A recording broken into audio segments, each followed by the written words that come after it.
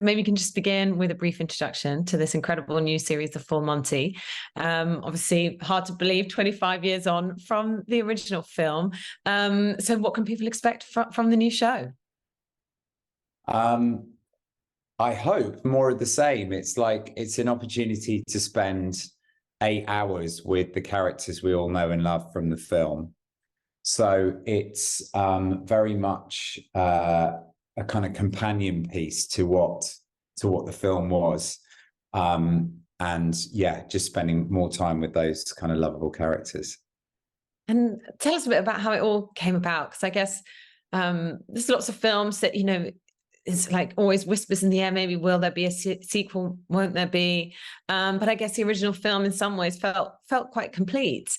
But so what was the sort of the spark that gave the idea to actually, all this time has passed, maybe it's time we take a look at where these characters might be now, and how did you come on board?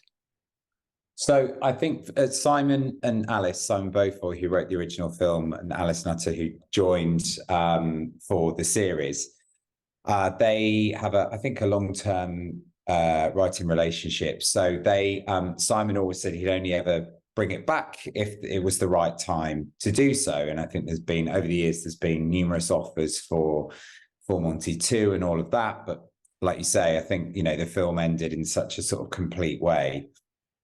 It felt like why ruin that with a second film? But 25 years on, and Simon very much felt and is right in feeling that not a lot has changed in the country. So it felt very timely that where we are now with cost of living crisis and 13 years of a Tory government and so on, it felt very much like here we are and not a lot has changed. So, it was a nice thought to realize where those characters would be 25 years on. And what the series does is it doesn't, what we learn is that moment, the dance and everything around the dance in the film, the stripping was just a kind of flash in the pan, and it didn't change their lives. It happened and they moved on, and kind of here are those characters 2.5 decades later, and it's kind of, they're still in relatively similar positions, scrabbling around, sort of getting by. And it felt like the sort of perfect opportunity, with a series to look at them in a kind of a longer form way. And my involvement was, I got contacted. I did a show called Alma's Not Normal, which is for BBC Comedy. And, there were definitely several parallels in terms of tone and subject matter and where it was set.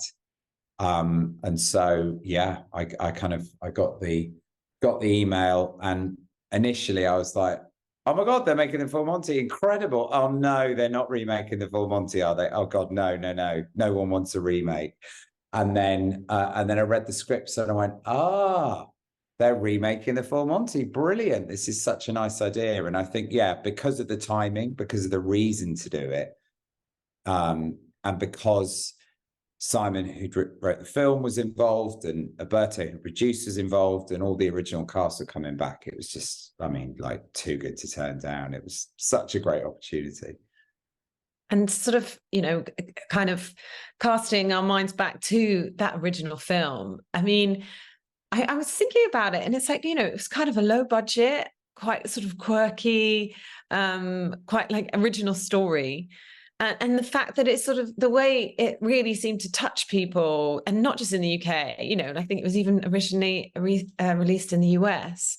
And it really sort of struck a chord with so many people. What do you think it was about that original film, and what do you remember when you first saw it, or what were your memories of that film and that really stuck with you? I think the thing with the film was, I remember, because I was mid to late teens when it came out, and I just remember it being funny. Like, I just remember it being a really uplifting, funny film. That's the thing that stuck with me. And then I must have seen it like one or two times since, in the last 2.5 decades, when it was like on telly or something. And then when when I revisited it for this, you kind of watch it and you go, oh yeah, there's quite a lot going on in a very subtle, nuanced way. They were talking about, you know, the whole Dave and, you know, kind of male body image and, you know, kind of being emasculated and what it was to be a man and, you know, lack of job, lack of identity, all those things. It had so much more going on underneath it other than, you know, it's just funny.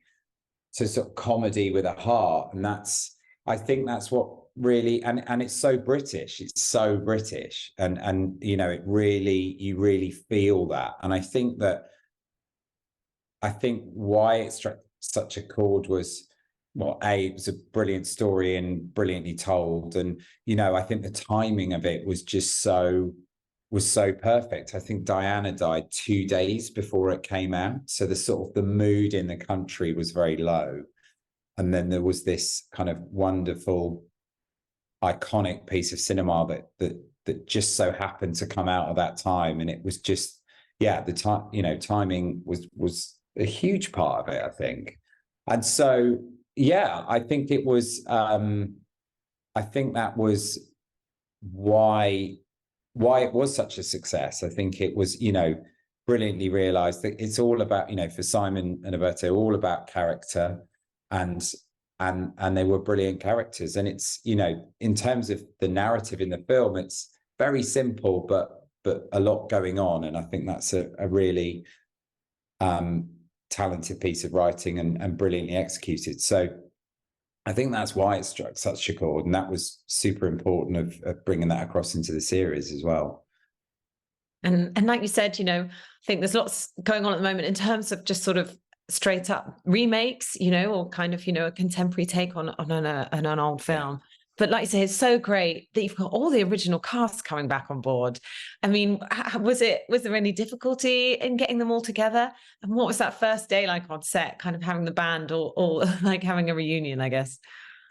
It was a mission. It was a definite mission getting them all back together. You know, they're all busy people and they've all gone on to have, you know, huge careers. So it was, I think, you know, just organizing 6 very busy cast members and trying to get their schedules to align and we look for a 20-week window to film it. You know, trying to organize that is really tricky. So I think that was part of the reason it took as long as it did. And when we did the table read, which is that happens kind of a few weeks before first day of filming, that for a lot of the cast was the first time they'd been together since. So it was kind of really emotionally charged. It was, you know, I felt honored to be in that room because it was just like, oh my God, like you say, the band are back together. And I think it was emotional. I think it was at times almost quite overwhelming. I think it felt everyone was quite like, wow, I'm not quite sure how to feel here. You know, I think it was a big deal, but lovely, like super lovely. And there was a real kind of chemistry there that you could see.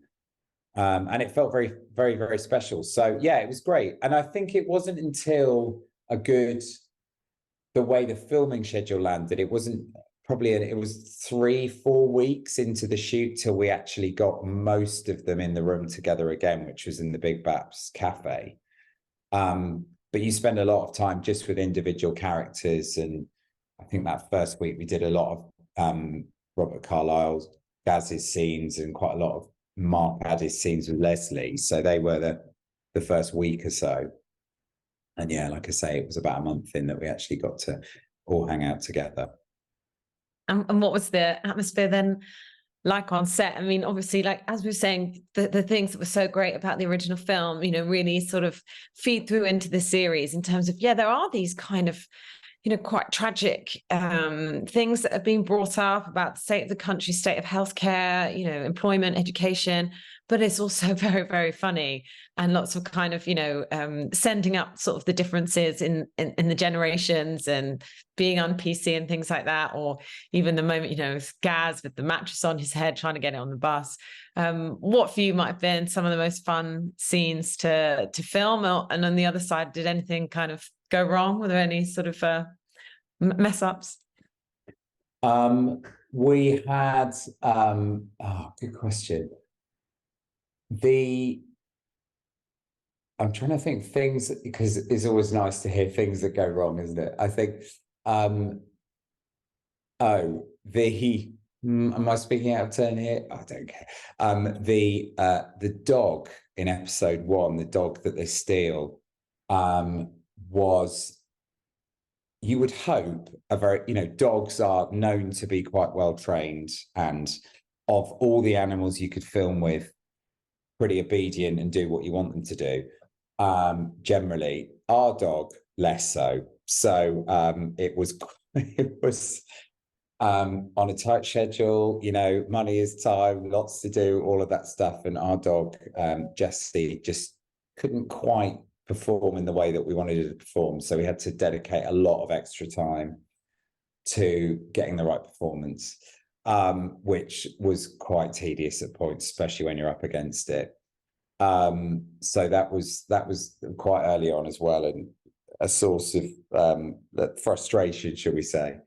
I think what else was quite funny? The mattress stuff. Yeah, that was, I remember the day we were filming that, it was when Gaz gets off the bus and runs down the hill, and it was really windy up there, like really windy. And you try lugging, a 6-foot mattress on your head. It was blowing a gale. So I remember that being quite fiddly, or looks quite simple, but actually quite fiddly to do. Yeah, I'm trying to think what other bits. No, that might be it.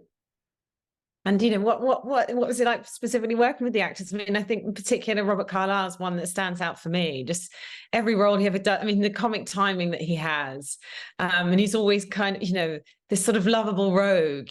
So even though he's sort of messing up all the time, you can't help but be endeared to him, and it's just something that he seems to nail so well. What was it like working with him?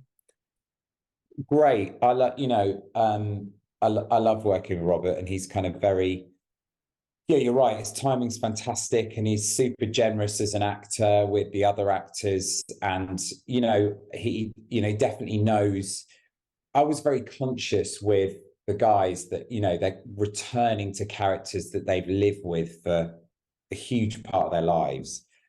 And so they have real ownership over those characters. So I was very aware of that. It's not like just starting a new project. They've kind of lived with it, like I say, for so long. And so they were all pretty clear. All the actors were pretty clear in their heads of what their characters would and wouldn't do.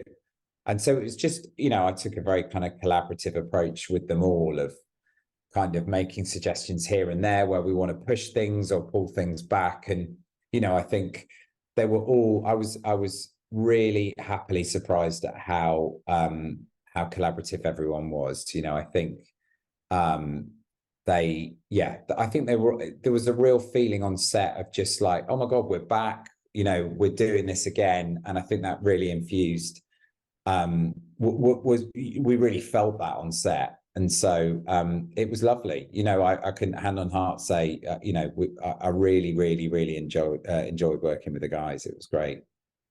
And in terms of the takeaways, I guess, like you say, like a bit like with the film, maybe on first watch, you're concentrating on all the comedy, and that very British humor about finding comedy, sometimes in quite tough moments.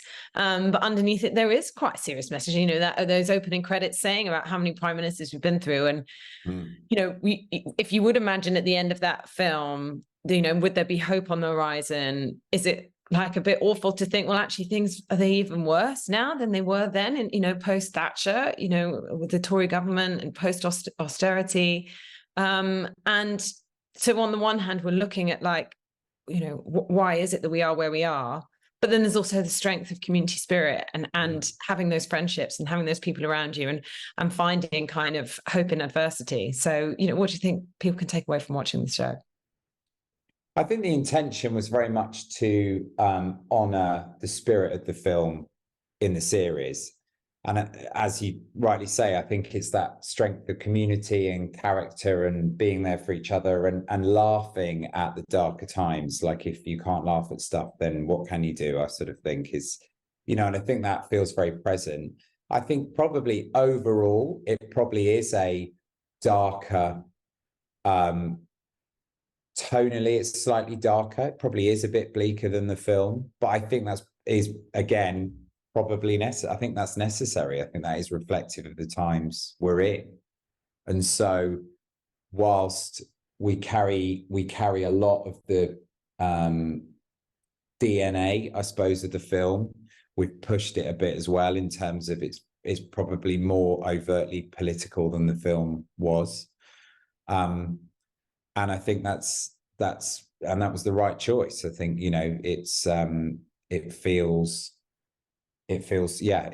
like that's where we're at as a society and as a country. And I think that was the right thing to do. So yeah, I think, but you know, all the while always looking at that through humor and not taking ourselves too seriously. And you know, that's what really stood out to me from the film. And that's what I hope we brought to the series as well. And I know it's already landed on Disney. So, you know, how have you found the response so far? And I saw you had a brilliant premiere up in Sheffield. It was too far for me to travel, but looks like it was so great to be, you know, on the home turf of the story and characters, let's say. That was amazing. And like, there was no other place you could do the premiere other than Sheffield, and kind of doing that, in front of the home crowd was great. And there's such a buzz in the city about it. It really felt like, you know, the people of Sheffield are proud of it, and it, you know, it really puts Sheffield on the sort of world stage. Really, it's, you know, I think the guys at Disney were saying it's in 64 territories or something like that, which is massive, you know, and Sheffield is right in the middle of that. You know, 8 hours of Sheffield on screen, it's great. So it was lovely and really nice to see everyone after, you know, 6 months, well, no longer, after wrapping on the film and on the series, sorry, and almost a year later to meet up with them was lovely.